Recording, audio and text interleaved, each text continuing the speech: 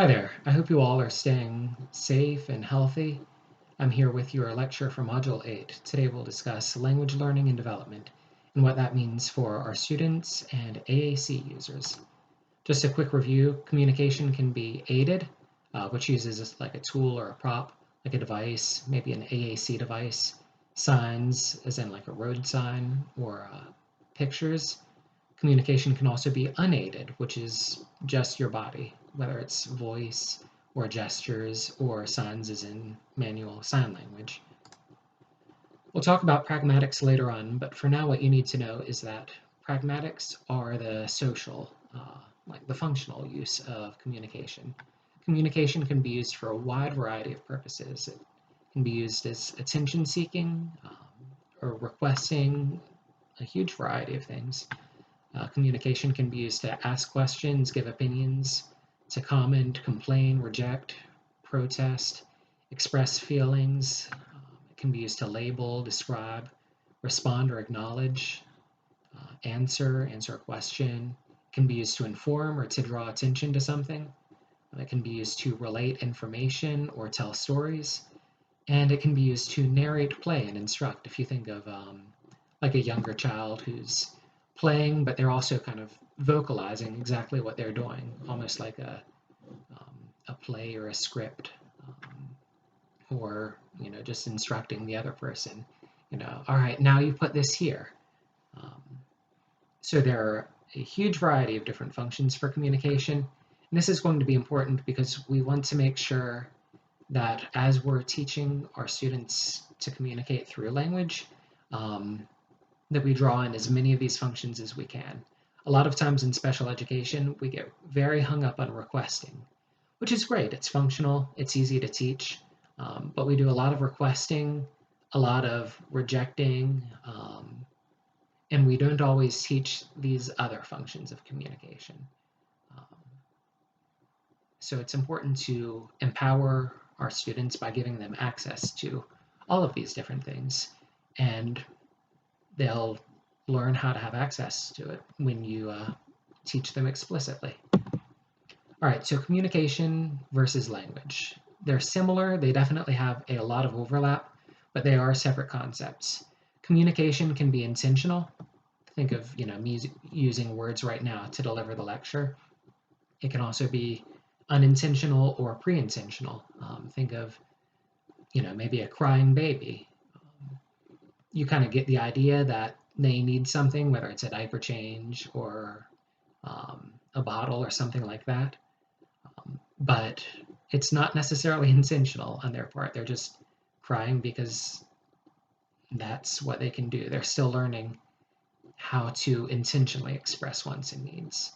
Communication can be symbolic or non-symbolic, which really ties into this language aspect. Language uses shared symbols to communicate with others. These symbols can be words or sign language or pictures or gestures. The important part is that they symbolize an idea between communicators. If I say apple, you know what I'm talking about. It's a small red fruit. If two Spanish speakers were communicating, they might say manzana. Sorry about the pronunciation, that was probably terrible. It's a different symbol, but it serves the same function. It symbolizes the same idea. If you're in, say a foreign country and you don't speak their language and they don't speak yours, even though you might not have the symbolic verbal language to communicate with them, there are different ways you can communicate, different shared symbols. There are nearly universal symbols for like, I need something to eat, or I need something to drink, or I need to use the restroom. The important part is that you're just able to symbolize an idea between communicators. For this reason, language is predictable, because if it's not predictable, then nobody would be able to know what each other's talking about. And it's typically rule-bound. Think about grammatical structure especially. There are 5 different components of language, and we will talk about them because I really love this stuff. There's phonology, semantics, syntax, morphology, and pragmatics. Phonology is essentially it's the sound to letter relationship, in the way that different sound units can be used to form words, like Lego blocks building, I don't know, like a Lego house or something. As you can imagine, this sound to letter relationship is important for reading, writing, and spelling. And those are important concepts to develop even with our AAC users. If you think about the word phone, there are 5 letters in it, but it's not necessarily a one-to-one relationship between letters and phonemes. Despite having 5 letters, there are just 3 phonemes, the f, o, n. Phone. There you go. The word cup has 3 letters and 3 phonemes, k, a, p. So that's a little bit more one-to-one. You'll notice that I didn't say k, a, p. Some people like to put that extra little puff on there, the little but just as a heads up for you future teachers, that's not necessarily best practice. It can confuse or slow the progress of students, so it really would be best practice to cut those short. K, a, p. The word maybe, again, not a one-to-one. You have 5 letters, 4 sounds. M, a, b, e. Maybe. There you go. Semantics. Semantics is word meaning. It's understanding words and how they relate to one another. If I say, I love orange juice, then the word orange in that sentence, you can picture the fruit.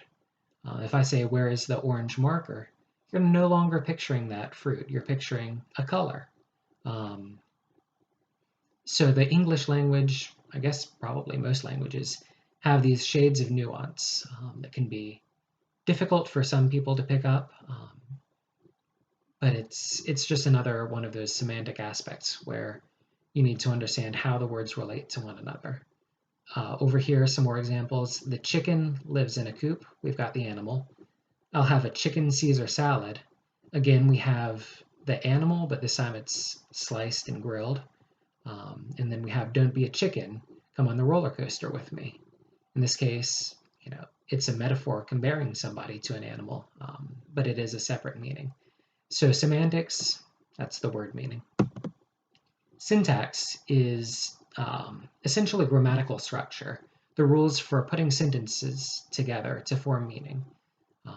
So we have here, can you do it? A question, and you can do it, clearly a statement. The same 4 words, just in different order. So you can see that if you combine these words in different orders, that changes the meaning. We have morphology, which is the rules for combining or morphing words and word parts to create meaning. A lot of times this refers to prefixes and suffixes. We have big, bigger, biggest, which are 3 adjectives, each with a different meaning. We have play, played, playing. These all share the same root.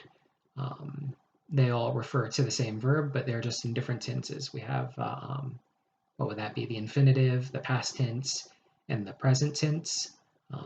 So the different morphology can change meaning in that way.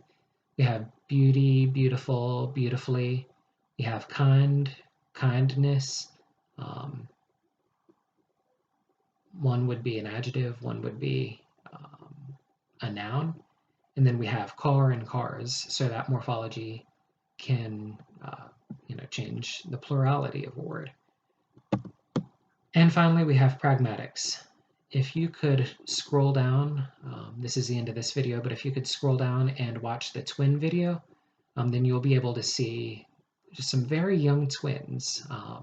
They don't necessarily have all the aspects of language. They don't have the semantics, words with meaning. They don't have syntax, word structure. Where are we? But you'll see they definitely have pragmatics, which is the social use of communication. So watch that video. It'll take 1 minute.